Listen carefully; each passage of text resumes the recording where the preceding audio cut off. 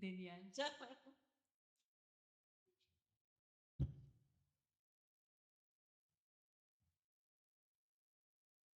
Sige po, isang mapagpalang umaga po sa bawat isa. At ito ang aking kagalakan na muli ay makasama kayo. At kinakabahan din ako.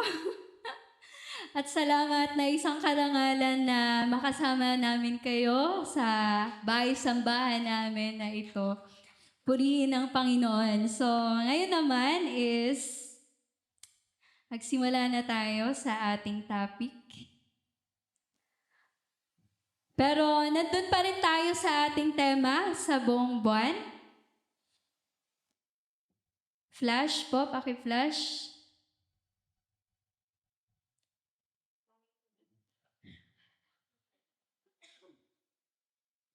Okay, ang ating tema pa rin is prepare your heart for what is coming.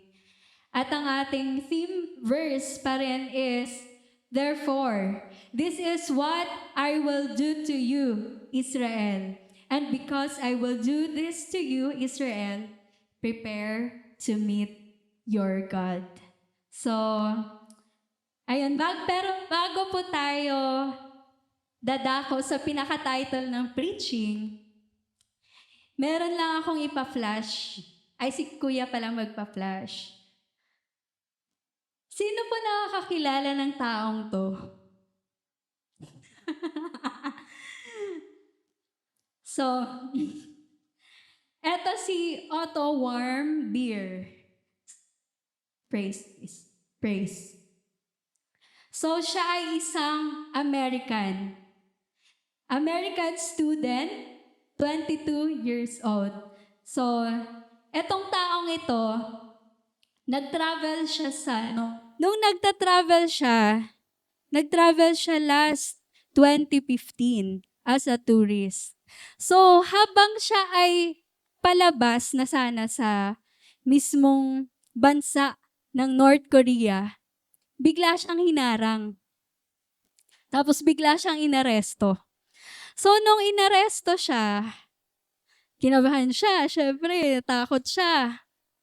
Kasi nga, naakusahan siya na kinuha niya daw yung propaganda poster sa mismong hotel na tinutuluyan niya. At dahil doon, nagkaroon siya na-sentence siya for 15 years hard labor. So, yun yung sa kanya, parusa. So, hindi pa natapos yung 15 years. Sa 17 months pa lang, nagkaroon siya ng neurological injury na nag-cause sa kanya ng coma. Tapos, after 17 months, pinabalik siya sa mismong bansa nila sa US. Tapos, pagbalik niya doon, after 6 days, namatay siya.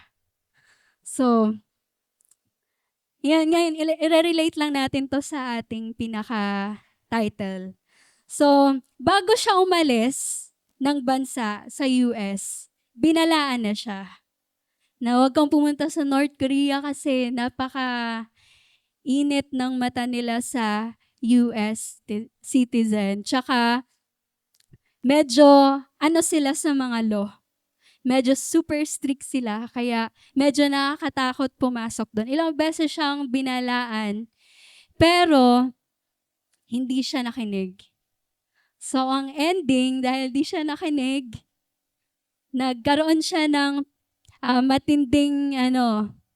nagkaroon nga siya ng hard labor doon, tapos nagkaroon pa siya, nag-coma pa siya, tapos namatay. Isipin nyo, parang, di ba, magta-travel ka para mag-enjoy sana, pero hindi mo alam, dahil sa pag-ignore niya, na babala na yun pala yung ikakamatay niya. So, kaya, ngayon, ang connection naman sa ating topic is, paki-flash po, itong ating pinaka-title. So, the heart behind the warning. So, the heart behind the warning. Ano kaya ang puso ng bawat isa kapag nakakarinig ng warning. So, yun pa rin ang ating verse sa Amos chapter 4 verse 12. Therefore, this is what I will do to you, Israel.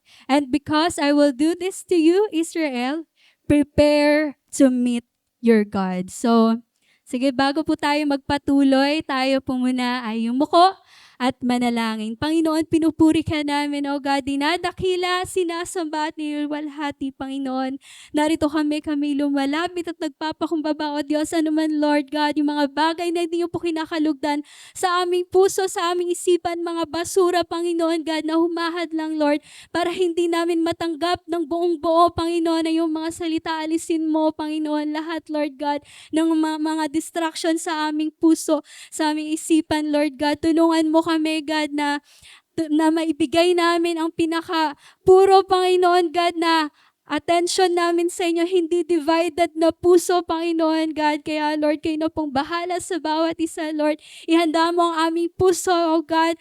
Gawin mong matabang lupa ang aming puso nang sa ganon, Panginoon. Ano man, Lord, ang maitanim dito, Panginoon, na yung mga salita ay lalago at hindi po namin ito makalimutan. Bagkus, Lord, maibahagi din po namin ito sa iba, Panginoon. At Lord, I'm praying, O God, ano man ang mga distraction at gawa ng kaaway sa lugar na ito, we rebuke it in the name of Jesus. I pray, O God, na may send your ministering angels surrounding this place. O God, kayo na pong bahala maging sa iyong lingkod sa aking pagsasalita. Langisan mo ang aking bibig, Panginoon God. Tulungan mo ako na masabi ko kung ano ang dapat, Panginoon, marinig ng inyong mga tupa, Panginoon. Maraming salamat, O God, sa iyo ang papuri pagsamba sa tanging pangalan ni Jesus. Amen. So, ngayon po, patuloy tayo. So, ulitin ko ulit ang ating title, The Heart Behind the Warning. So, ang tono ng verse natin na ito is a warning. So, anuhin natin siya, sasaliksikin natin kung bakit nga ba siya naging warning. So, diyan, in-underline ko yung therefore and meet your God. So, ano nga ba ibig sabihin kapag sinabing therefore? So, next. Pag sinabi mong therefore, final call or serious confrontation or turning point word. Tapos pag sinabi mong meet your God, ito yung judgment. Hindi lang to encounter na ikakatagpuin mo sa Lord, hindi ito yung bagay na yon. But ito yung moment of truth and exposure. Ito yung ultimatum. Giving an account of your life and no second chances. Ito na yung time's up. So wala na tong second chance.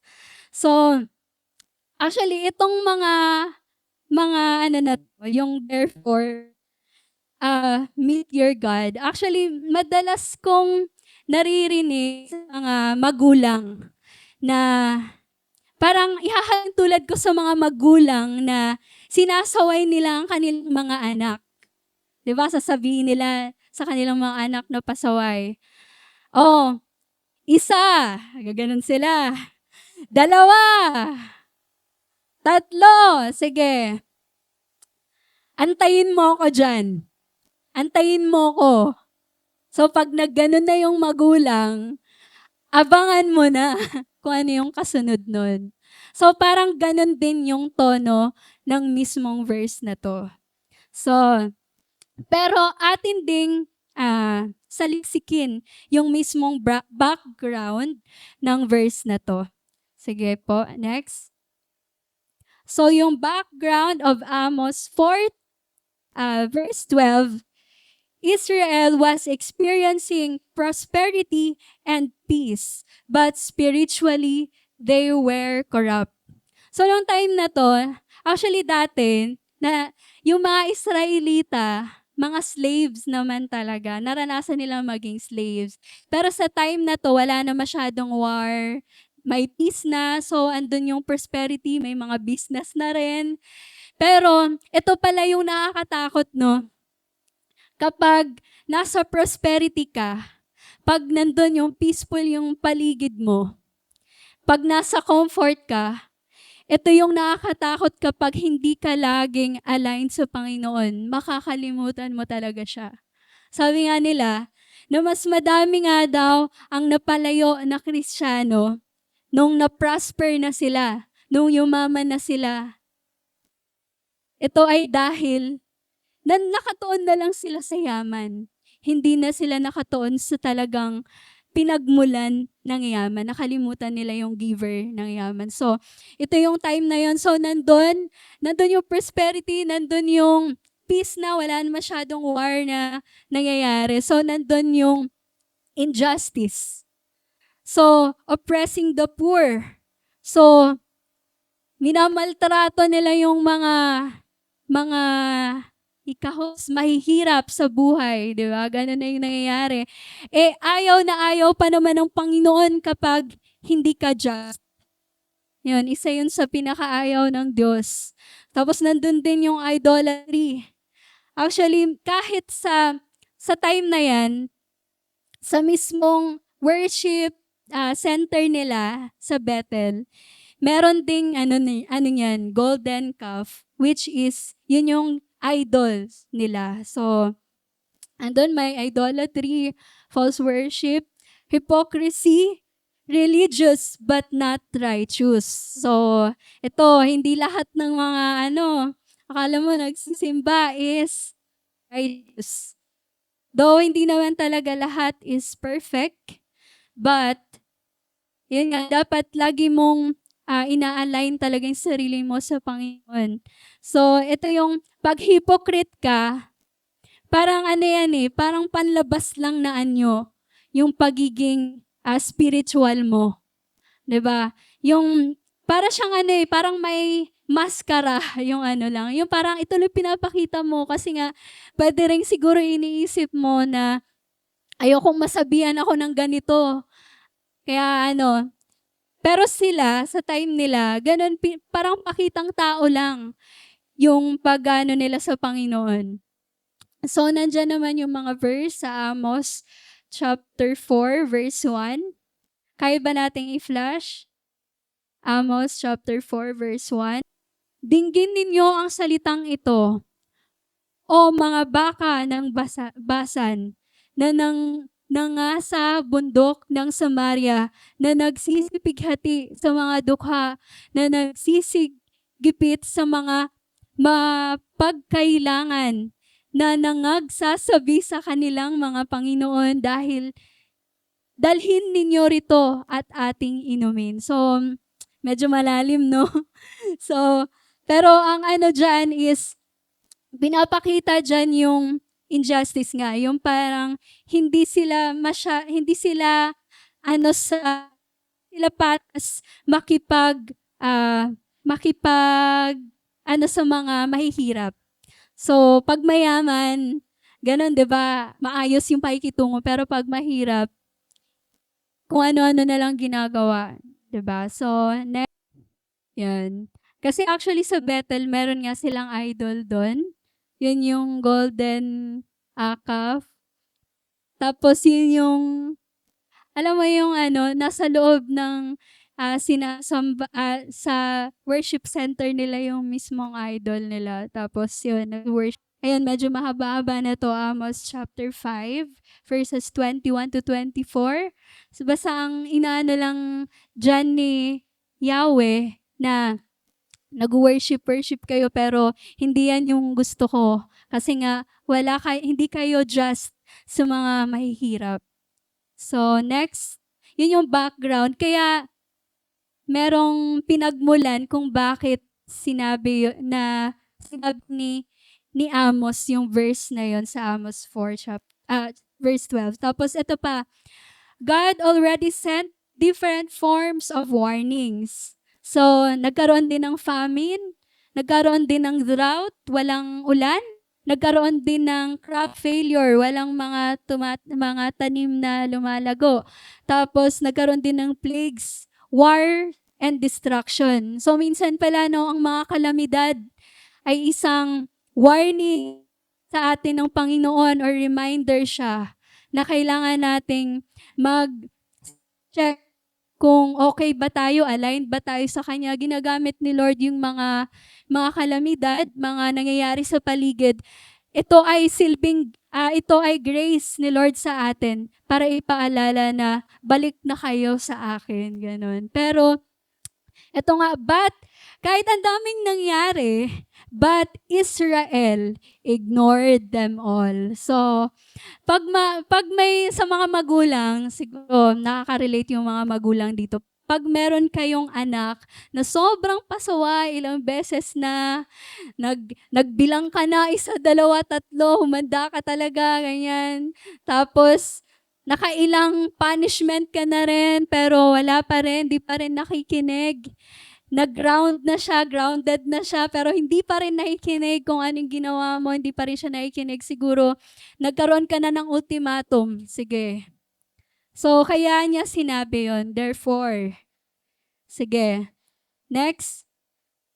So, ayan. Kaya niya sinabi, therefore, this is what I will do to you, Israel. And because I will do this to you, Israel, prepare to meet your God. So, yung tono nito ay warning.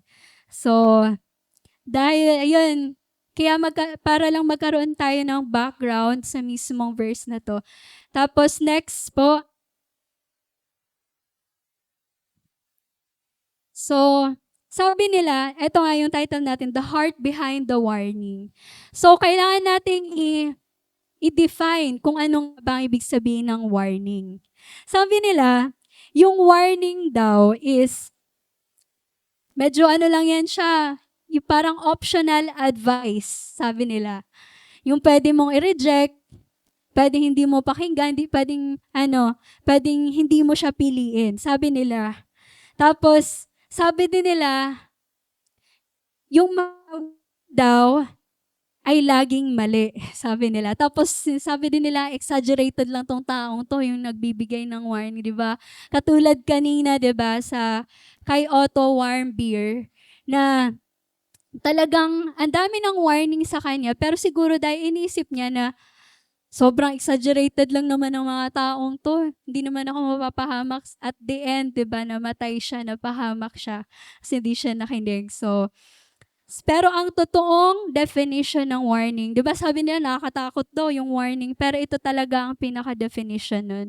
To promote awareness, para alam mo kung ano yung posibleng mangyari. To protect, para protektahan ka. To correct, kung ano yung mga dapat na i-align. To guide, to prevent greater consequences. Kasi nga, di ba, every action, may kalakip siya na consequence. Kaya ayaw lang ni Lord na magkaroon tayo ng regret sa dulo. Kaya, yun yung definition. So, ang tanong dyan, so, naintindihan na ba natin yung ibig sabihin ng warning? So, next. When you receive a warning, what is your response? So, may iba't ibang emotions dyan, no? Yung isa na may medyo suspicious pa siya. Sabi niya, totoo ba talaga to? Tapos yung isa naman, malungkot. Yung isa naman, takot na takot. Yung isa umiiyak na, ganon. Yung isa naman, galit. Nagbabago-bago yung niya. Nagbabago-bago yung mood niya. So, pwedeng ganon yung natin. Yung pwedeng takot, galit, ganon. Tapos yung isa naman, medyo siya, siguro, umiiyak rin siya, ganon. Pero hindi masyado. Kasi kaunti lang yung luha niya. So ngayon, alamin natin, di ba? May dalawang tao sa Bible na merong naka-receive sila ng warning, pero different yung response nila. So, dahil 'di ba, siguro sa ilang linggo na yung topic natin is about sa warning ni God to prepare, 'di ba, to meet Him. 'Di ba? Siguro naman we can respond correctly, di ba? So, pero, tatanong muna natin to, i-check natin sa puso natin kung talaga nga bang makakapag-respond tayo in a right way kapag may warnings God. So, sige, wag na nating patagalin pa. Sige, there are two types of people who receive a warning but respond differently. So, ang una ay si Pharaoh. So, kilala niyo naman siguro to si Pharaoh, no? Kapitbahay po ito ni Pastor Ricky, charot. No? Then si Pharaoh po ay, dahil mahaba siya, isa-summarize ko na lang po kung anong nangyari sa kanya. Sa mga bata po ay, siguro alam na alam to ng mga bata, na, diba, sa yung nangyari kay Pharaoh kasi, ang nag-warning sa kanya sila Moses. Sabi ni Moses na, ito yung pinapasabi ng Diyos, let my people go. Sabi niya, yung mga Israelita. Kasi nga, nung time na yon, ginawang slave kasi yung mga Israelita. So, gustong i-deliver ni God. So, itong si Pharaoh talaga, sabi niya, sino ba yung si God? Sino yung Lord nyo? Wala akong pakialam dyan. Mga ganun siya. So, kaya ang nangyari, nagkaroon ng 10 plagues. So, ang daming nangyari sa kanya. So, water turned to blood. Frogs came out. Ang daming lumabas ng mga palaka, 'di ba? Ayaw na ayaw ng iba yung palaka. Tapos meron ding yung mga nuts. Anong Tagalog nung nuts or lice? Yung mga insekto na lumilipad na parang halos talaga matabunan na ang buong Ehipto. Tapos may mga flies din, tapos yung mga hayop nila nagkasakit. Tapos ang nangyari pa, nagkaroon pa sila ng mga sakit sa katawan. May nagpaulan pa si Lord ng hail, ganyan, may mga locust pa. Tapos nagkaroon pa ng kamatayan sa mga firstborn. Ang dami talagang ginawa ni God ng mga miracles. Pero may mga times na, sige papaalisin ko kayo, ganyan. Pero mamaya-maya, magbabago. May mga times na, na medyo hindi pa rin talaga siya mapapayag. So, ilalahad natin yung puso ni Pharaoh kung ito yung response niya. Sige, next po. Si Pharaoh, meron siyang resistant heart. So, di ba, naka-receive siya ng warning, pero ayaw niya talaga, napakatigas niya talaga, di ba? Ilang plagues yon, 10 plagues, pero hindi talaga siya. He repeatedly hardened his heart despite clear signs and miracles. Kahit nakikita na ng mata niya, hindi pa rin siya iniwala, di ba? Napakalupit talaga. Yun. So, mahirap kapag naka-receive tayo ng warning, may ganun tayong puso na nagre-resist tayo. So, next po is unrepentant heart. He acknowledged the problem at times, but never truly turned away from sin. There was no lasting change, only momentary regret. So, yun nga, may mga times na ina-acknowledge niya na, sige, ito yung problema, sige, papaalisin ko na yung mga Israelita. Tapos, pero ipanalangin mo sa Diyos na alisin niya yung ganitong plague. Tapos, after nun, wala na. Parang hindi siya naglalast. So, pwedeng ganon, unrepentant yung heart natin. Tapos, unrepentant yung heart ni Pharaoh. Tapos next na heart is defensive heart. So instead of humbling himself, he blamed, resisted, and justified his action. So mahirap kapag lagi mong dinidepensahan yung sarili mo or lagi mong tinuturo sa iba na ikaw yung mali. So hindi ka dapat sundin, parang ganon. Tapos nung time kasi na yon na nakaranas yung bansa nila ng plague, ang ginawa niya, binlame niya si Moses na dahil sa'yo, ganyan, ganito yung nangyari sa bansa namin. So, kaya hindi dapat tayo magkaroon ng defensive heart.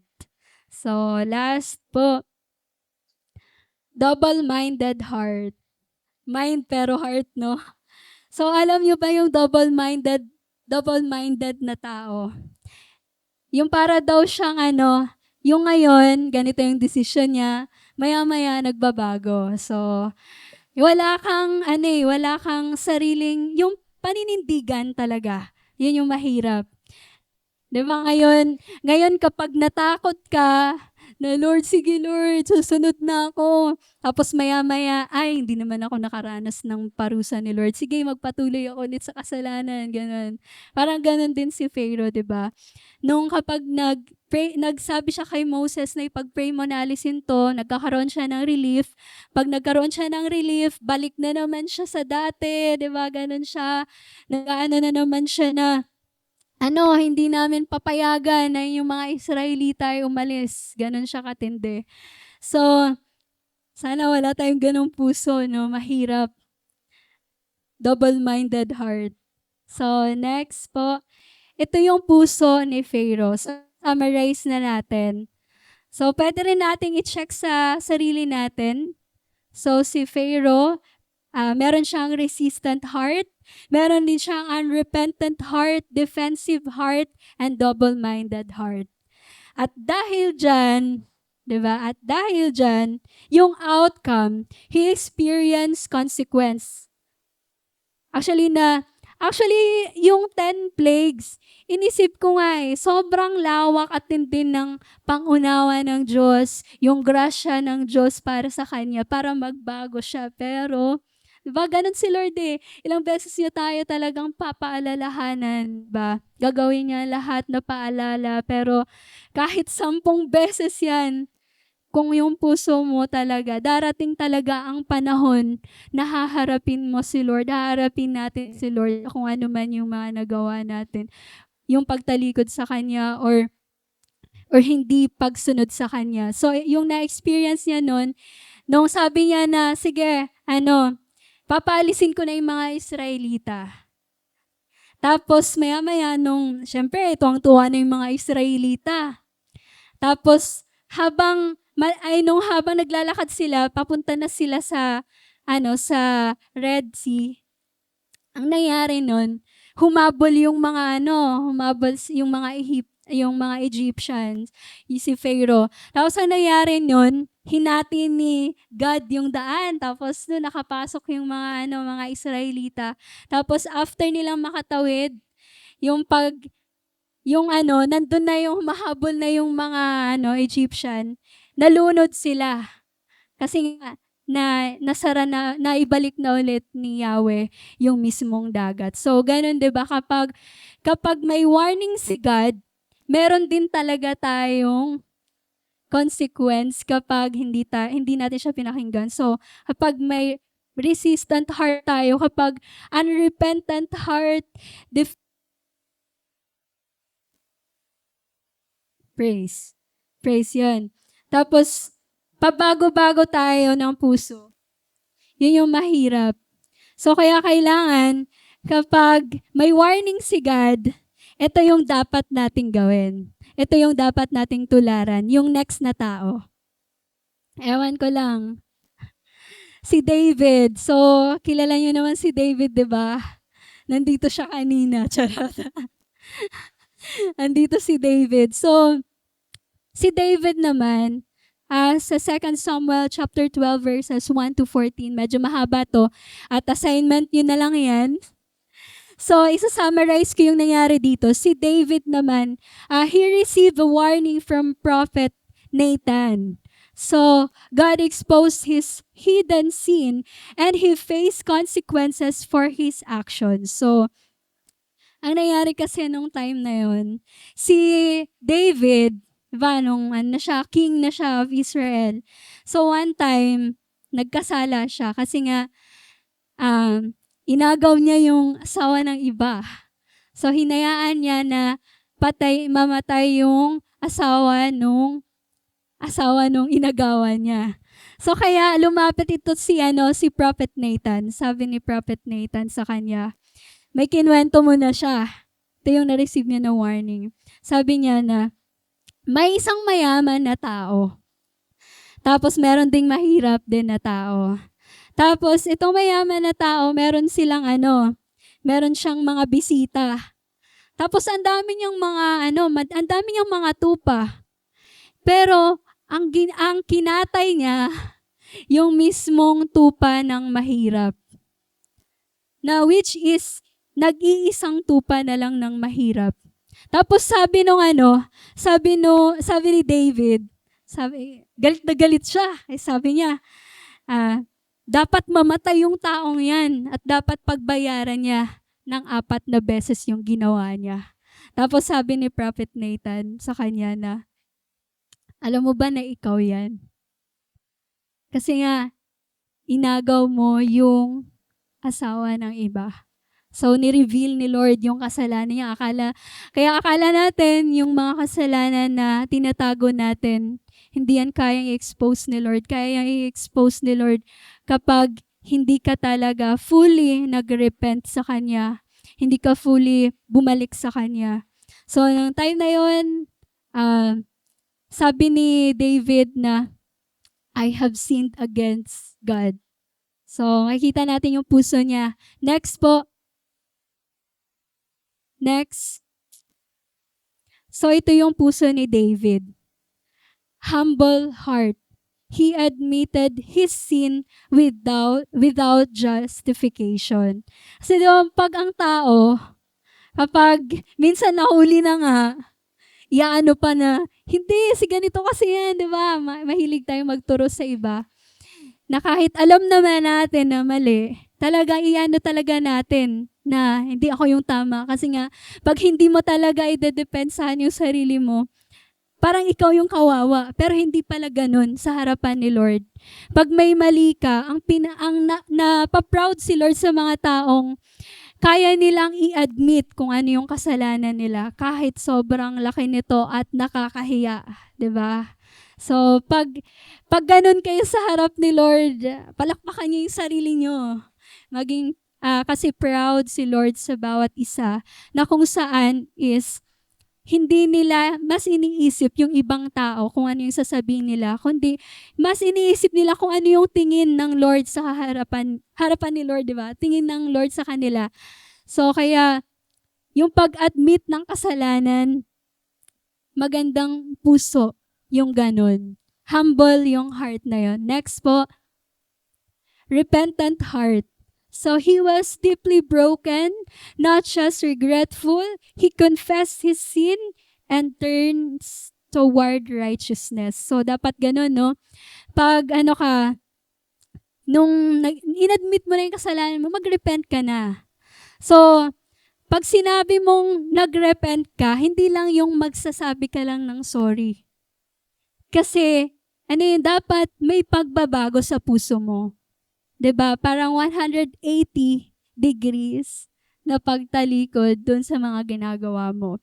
So, ganun yung ginawa ni David. So, nag-repent siya sa harap ng Panginoon. Sobrang broken ang heart niya. May ganun ba tayong puso kapag nag-ano si Lord sa atin ng mga kasalanan natin? So, nag-repent siya.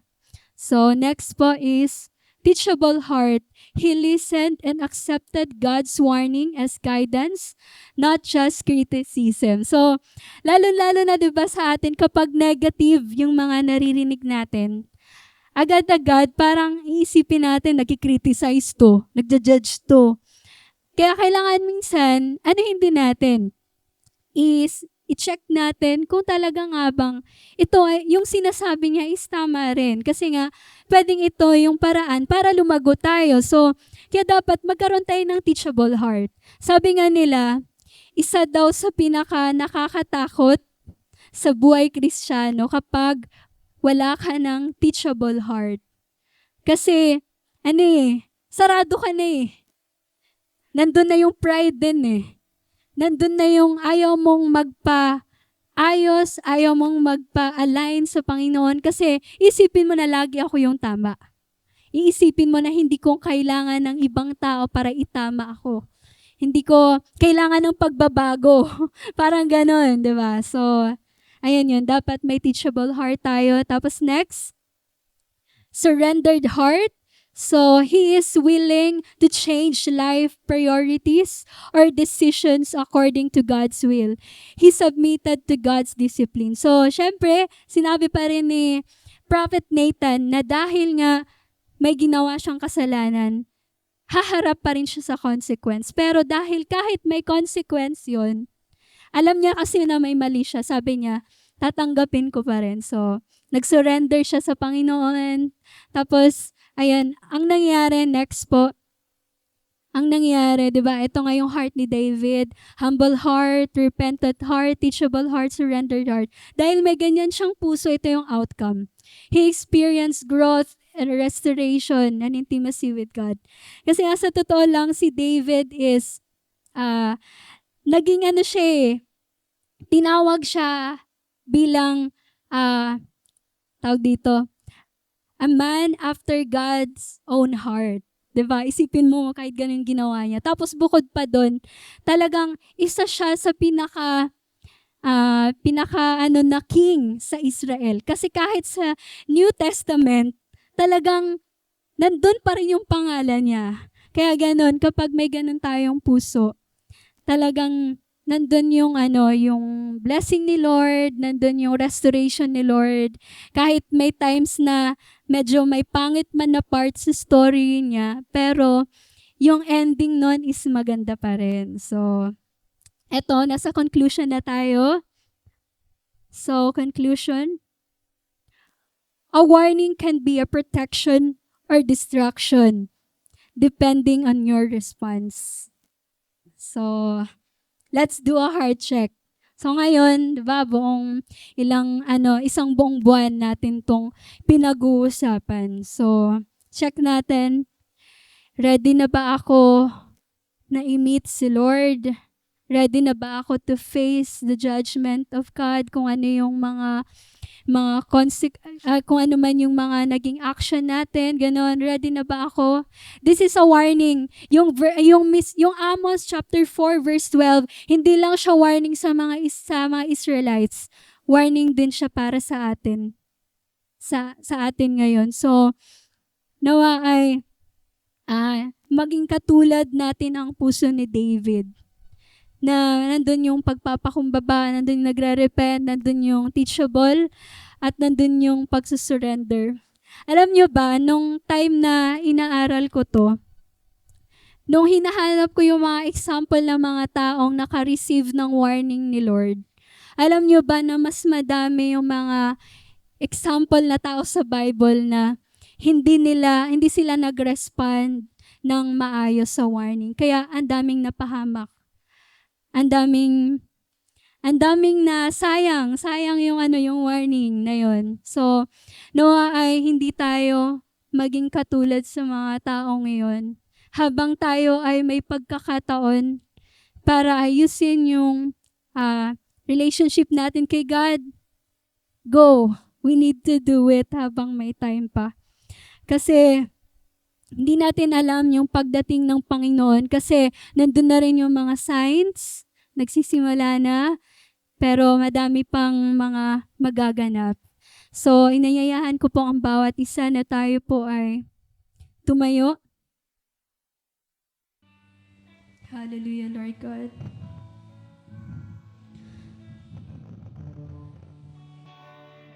Praise the Lord. Praise. Hallelujah, Lord God. Pusong dalisay ang aking nais. Nalikhain mo, Diyos, para sa akin. Pusong dalisay ang aking nais. Nalikhain mo, Diyos, para sa akin. Minsan pa,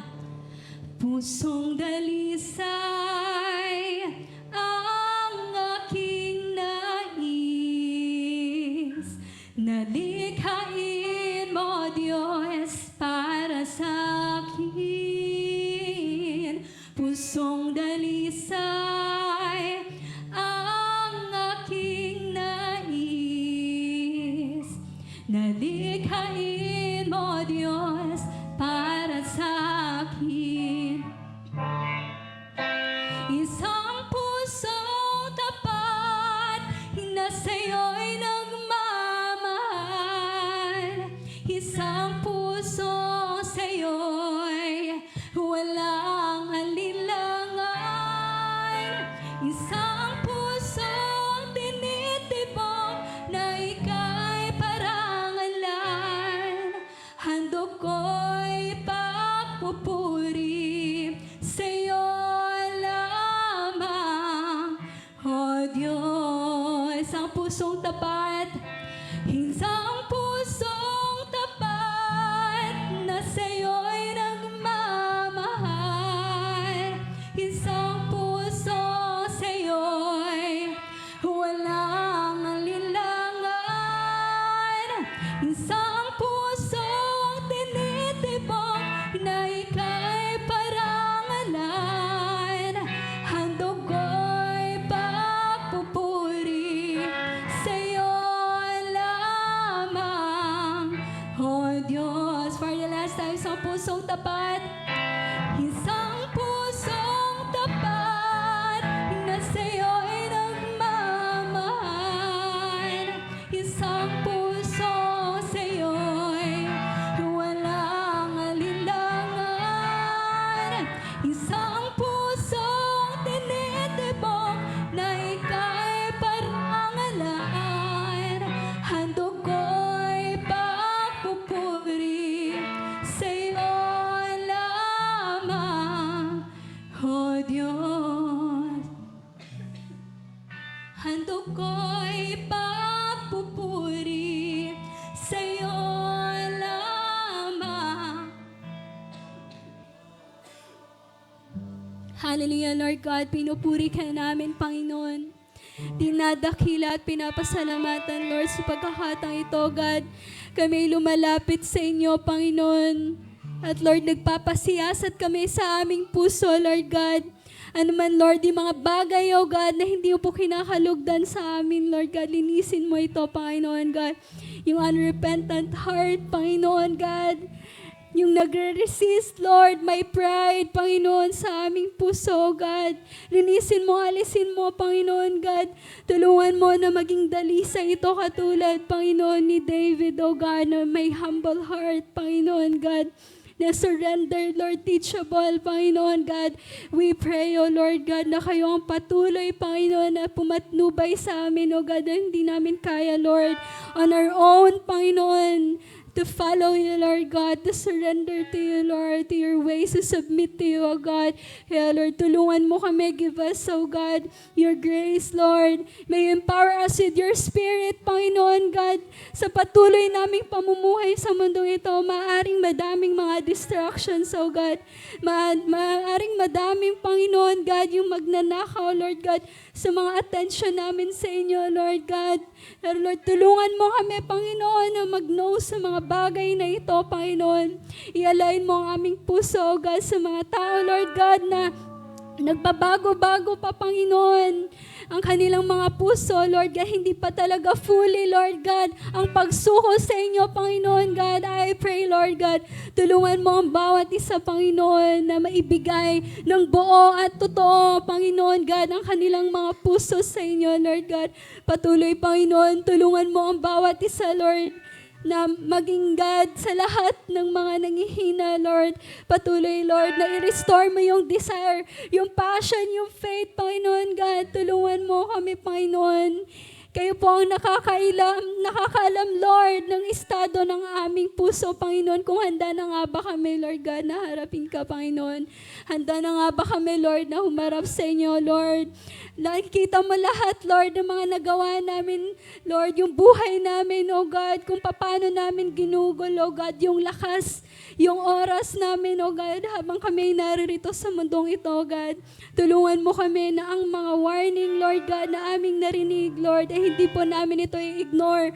Bagkus, God, Tulungan mo kami, Panginoon, na maging wais kami katulad ni David, O Lord God, at sa mga tao pa, Panginoon God, na may katulad ng puso ni Pharaoh, Lord.